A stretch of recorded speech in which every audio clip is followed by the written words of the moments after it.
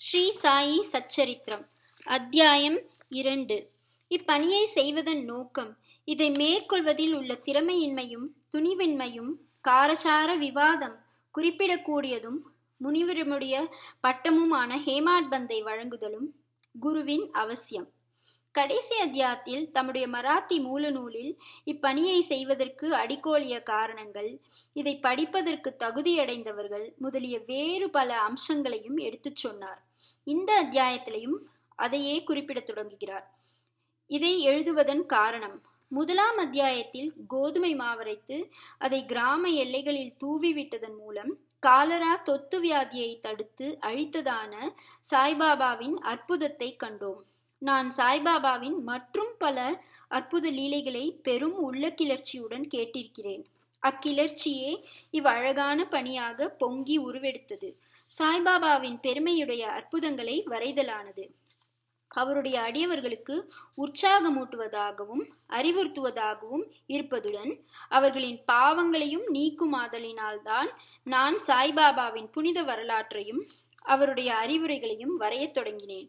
ஞானியின் வரலாறு என்பது தர்க்க சாஸ்திரத்துக்கோ பட்டிமன்றத்துக்கோ உரியது அன்று. அது உண்மையும் பெரியதுமான வழியையே காண்பிக்கிறது. பணியை செய்ய திறமையின்மையும் துணிவின்மையும். தாம் இப்பணியை செய்ய தகுதியுடையவர் அல்ல என்று ஹேமாட் பந்த் நினைத்தார். எனக்கு நெருங்கிய நண்பனின் வாழ்க்கையே தெரியாது, அப்படியே எனது மனதையும் நான் அறியேன். இவ்வாறிருக்கையில் வேதங்களால் கூறவியலாத ஒரு ஞானியின் வரலாற்றையோ அல்லது அவதாரத்தின் குணங்களையோ நான் எங்கனம் எழுதுவேன்? ஒரு ஞானியின் வாழ்க்கையை விவரிக்கும் ஒருவனும் ஞானியாகவே இருக்க வேண்டும். எனவே நான் எங்கனம் அவர் தம் புகழை விவரிக்க இயலும்? ஞானியின் வாழ்க்கையை வரைவதென்பது மிக்க கடினமானதாகும். ஒருவன் 7 கடல் ஆழத்தையும் அளவிட்டு விடலாம். துணி ஜோடனைகளால் ஆகாயத்தையும் அலங்கரித்து விடலாம். இது தீரமிக்க செயலாகும் என்று நான் அறிவேன். இது என்னை பார்த்து பிறர் நகைக்க இடம் கொடுத்துவிடும் என நான் சாய்பாபாவின் அருளை நாடினேன். அடியவர்கள் விரும்பும் வெற்றிகரமாய் முடிவு பெறும் இப்பணியை மேற்கொள்வதற்கு ஞானியர் தம் வாழ்க்கை வரலாற்றை எழுதுவோர்களை கடவுள் விரும்புகிறார் என்று மகாராஷ்டிரத்தைச் சேர்ந்த முன்னோடி கவியும் ஞானியுமான ஸ்ரீ ஞானேஸ்வர் மகராஜ் என்பவர் எடுத்தியம்பியிருக்கிறார். இப்பணியை ஞானிகள் சங்கல்பிக்கிறார்கள். அடியவன் அம்முடிவை அடைய மறைமுக காரணமாகின்றான் அல்லது கருவியாகின்றான். உதாரணமாக, சக வருடம் 1700 கவி மகிபதி ஞானிகளின் வாழ்க்கையை எழுத உயர் நோக்கம் கொண்டார். ஞானிகள் அவரை சங்கல்பித்து பணியை நிறைவேற்றி வைத்தார்கள். அம்மாதிரியே சக வருடம் 1800 தாஸ்கனுவின் சேவையும் அங்கீகரிக்கப்பட்டது. முன்னவர் பக்த விஜயம், சந்த விஜயம், பக்த லீலாமிருத், சந்த லீலாமிருத் என்னும் 4 நூல்களையும், பின்னவர் நவீன ஞானியரை பற்றி விவரிக்கப்பட்ட பக்த லீலாமிருத், சந்த கதாமிருத் என்ற நூல்களையும் இயற்றினர். பக்த லீலாமிருத்தத்தின் 31, 32, 33 அத்தியாயங்களிலும் சந்த கதாமிருத்தின் 57ஆம் அத்தியாயத்திலும் சாய்பாபாவின் சுவையான வாழ்க்கையும் அவரின் அறிவுரைகளும் நன்றாக சித்தரிக்கப்பட்டிருக்கின்றன. இவைகள் சாய்லீலா பத்திரிகை 11, 12, தொகுப்பு 17 ஆகியவற்றில் தனியாக பதிப்பிக்கப்பட்டிருக்கின்றன. படிப்பவர்கள் இவ்வத்தியாயங்களை படிக்க கேட்டுக்கொள்ளப்படுகிறார்கள். அங்கனமே பாந்திராவைச் சேர்ந்த திருமதி சாவித்ரிபாய் ரகுநாத் டெண்டுல்கர் பதிப்பித்துள்ள ஸ்ரீ சாய்நாத் பஜனமாலா என்ற சிறிய அடக்கமான புத்தகத்திலும் சாய்பாபாவின் அற்புத லீலைகள் சித்தரிக்கப்பட்டிருக்கின்றன. தாஸ்கனு மகராஜும் பல்வேறு இனிய பாடல்களை சாய்பாபா மீது எழுதியிருக்கிறார். குஜராத்தில் அமிதாஸ் பவானி மேத்தா என்னும் ஷீரடியைச் சேர்ந்த ஒரு அடியவர் சாய்பாபாவின் சில நிகழ்ச்சிகளை பதிப்பித்துள்ளார். தக்ஷிண பிக்ஷா சன்ஸ்தாவும் சாய்நாத் பிரபாவை சில பதிப்புகள் செய்தனர்.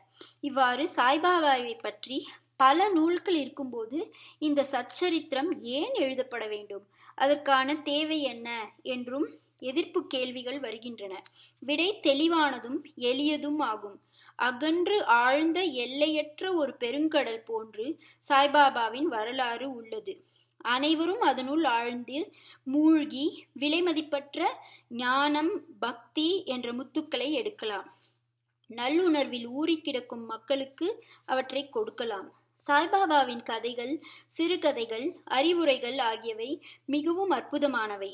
இவ்வுலக வாழ்க்கையினுடைய துன்ப பெரும் சுமைகளை சுமந்து கொண்டிருப்பவர்கள், கவலையால் பீடிக்கப்பட்டோர்கள் ஆகியவர்களுக்கு மன அமைதியையும் மகிழ்ச்சியையும் அவை அளிக்கின்றன.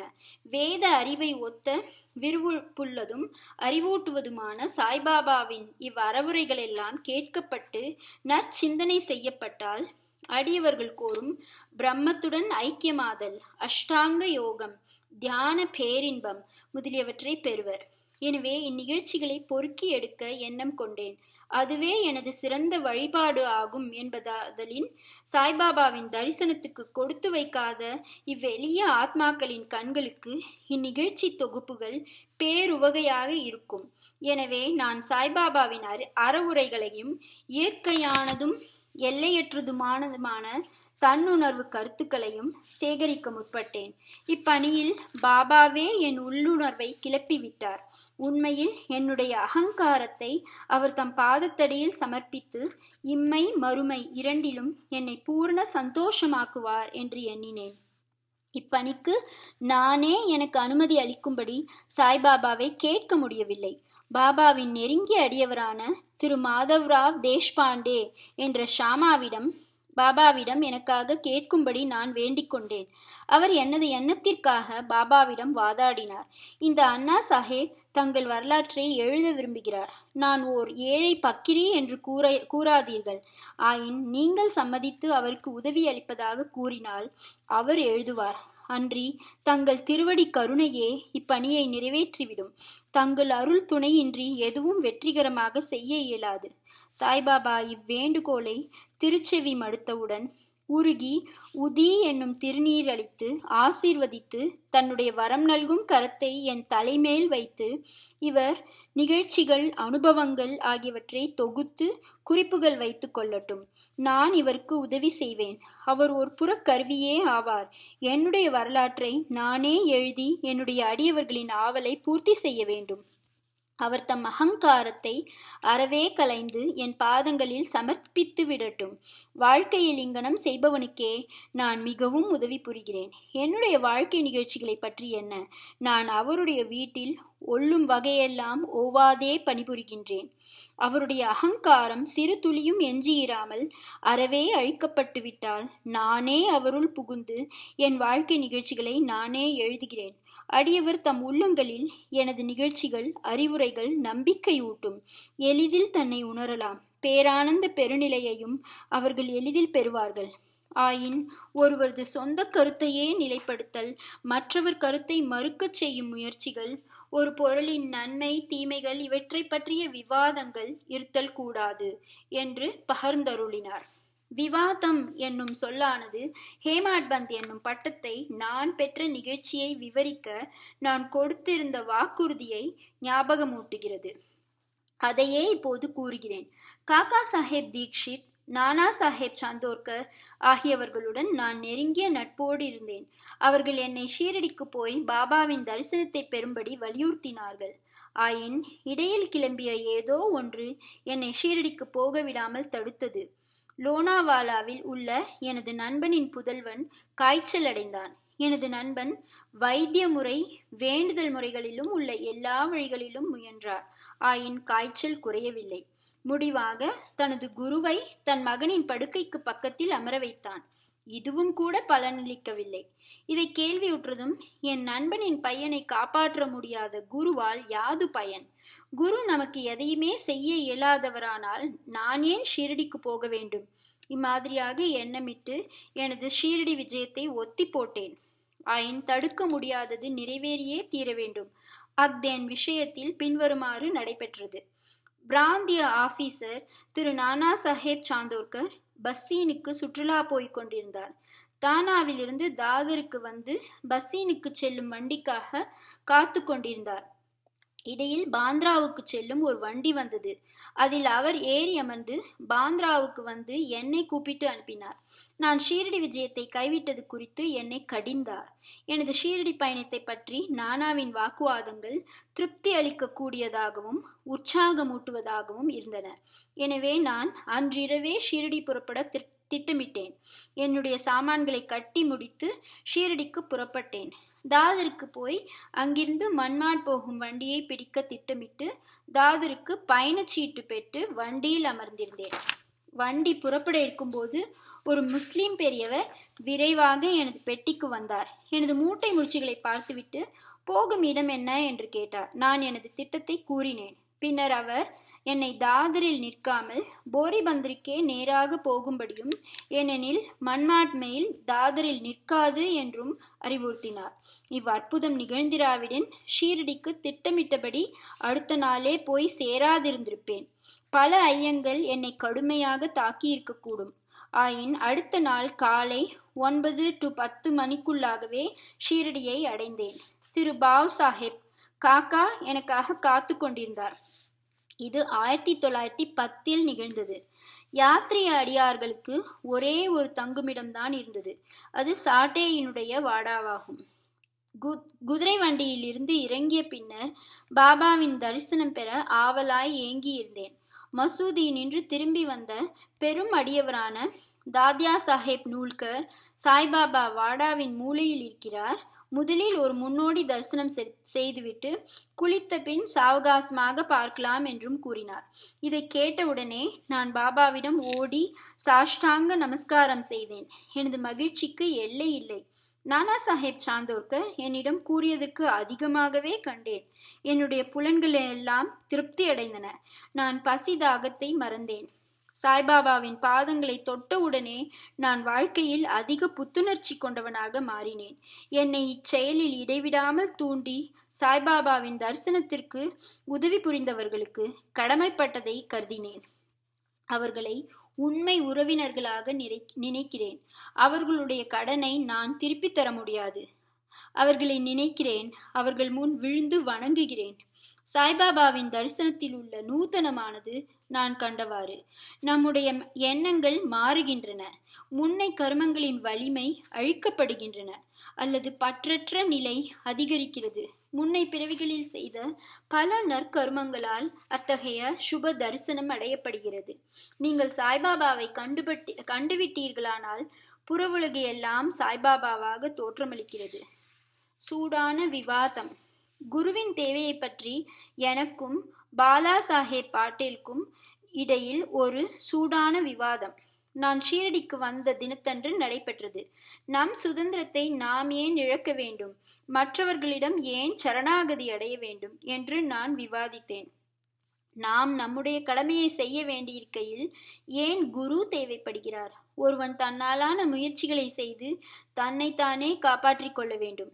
சோம்பேறியாக தூங்குவதை தவிர வேறெதையும் செய்யாத ஒருவனுக்கு குரு என்ன செய்துவிட முடியும்?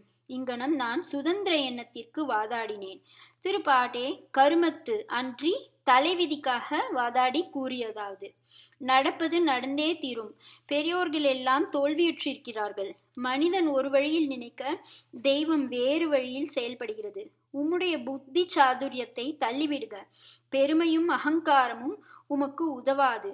கொள்கைகள் மாறுபாடுகள் இவற்றுடன் இவ்விவாதம் 1 மணி நேரத்திற்கு மேல் நடைபெற்றும் வழக்கம் போல ஒரு முடிவும் காணப்படவில்லை.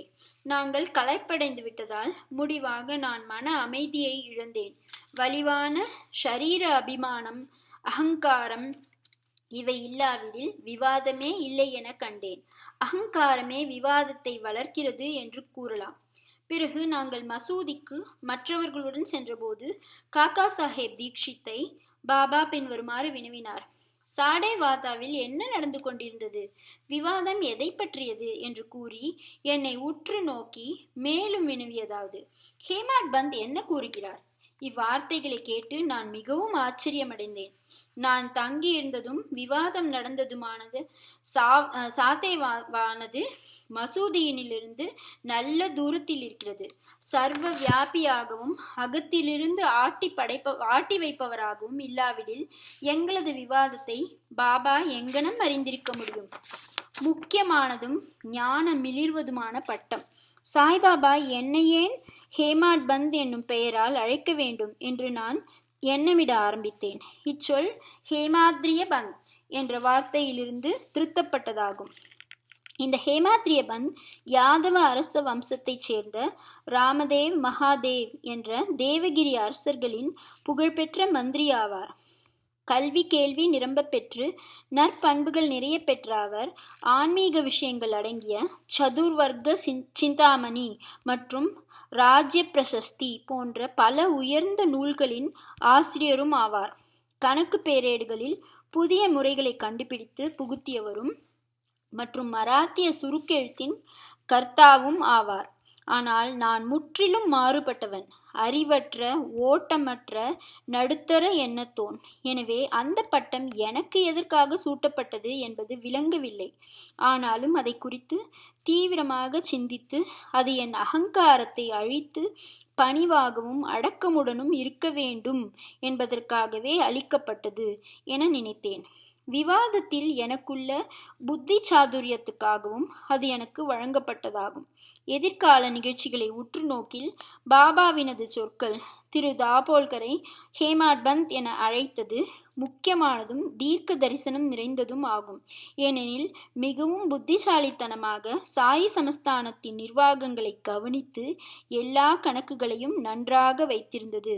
முக்கியமானதும் ஆத்மார்த்த விஷயங்களான ஞானம், பக்தி, அவாவின்மை, நான் தன்மையை சரணமிடுதல், தன்னை உணர்தல் போன்றவற்றை குறிக்கும் சாயி சச்சரித்திரம் என்ற அத்தகைய சிறப்பான நூலின் ஆசிரியராகவும் இருந்ததை காண்கிறோம். குருவின் தேவையை பற்றி ஹேமாட் பந்த் பாபா இவ்விஷயத்தை பற்றி என்ன சொன்னார் என்பன பற்றி எவ்வித குறிப்பும் விட்டு வைக்கவில்லை.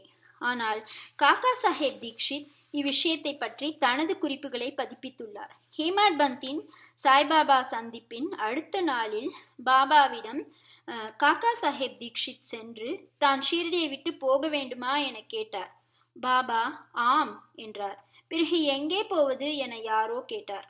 பாபா உயர மேலே என்று கூறினார். அம்மனிதர் வழி எப்படிப்பட்டது என பாபாவிடம் வினவினார். பாபா கூறினார், அங்கே போவதற்கு பல வழிகள் உள்ளன. இங்கிருந்தும் ஷீரடியிலிருந்தும் ஒரு வழி உள்ளது. பாதை கடினமானது. புலிகளும் ஓநாய்களும் வழியில் உள்ள காடுகளில் உள்ளன. நான் காக்கா சாஹேப் தீக்ஷித் கேட்டேன், ஒரு வழிகாட்டியை நாம் அழைத்து சென்றால் என்ன? அதற்கு பாபா கூறினார், அப்போது கடினமில்லை. புலி, ஓநாய், படுகுழிகள் முதலியவற்றிலிருந்து உன்னை விலக்கி உன் குறிக்கோளை அடைய நேரடியாக அழைத்து செல்வார். வழிகாட்டி இல்லை என்றால் காடுகளில் நீ காணாமல் போகலாம் அல்லது படுகுழியில் விழும் அபாயம் இருக்கிறது. இந்த நிகழ்ச்சியின் போது திரு தாபோல்கரும் அறை அருகே இருந்தார். இதுவே குரு அவசியமா என்னும் விவாதத்திற்கு பாபாவின் பதில் என்று எண்ணினார்.